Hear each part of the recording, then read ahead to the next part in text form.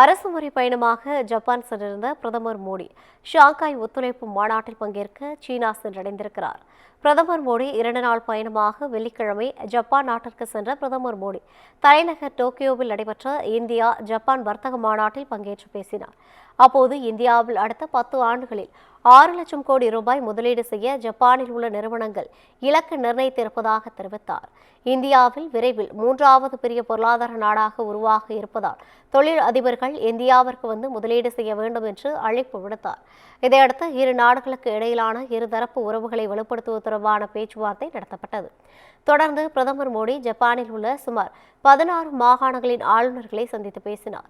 இந்த சந்திப்பின் போது இந்திய அரசு மற்றும் ஜப்பான் மாகாணங்கள் இடையிலான கூட்டு ஒத்துழைப்புக்கு அவர் அழைப்பு விடுத்தார். இந்த நிலையில் பிரதமர் மோடி தனது ஜப்பான் சுற்றுப்பயணத்தை நிறைவு செய்து விமானம் மூலம் சீனா சென்றடைந்துள்ளார். அப்போது விமான நிலையத்தில் அவருக்கு உற்சாக வரவேற்பு அளிக்கப்பட்டது.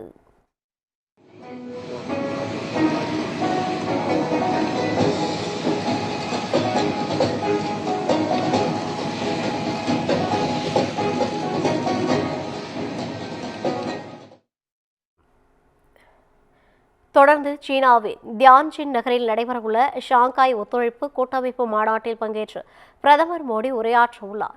சீன அதிபரையும் சந்தித்து பேச உள்ளதாக தகவல் வெளியாகியுள்ளது.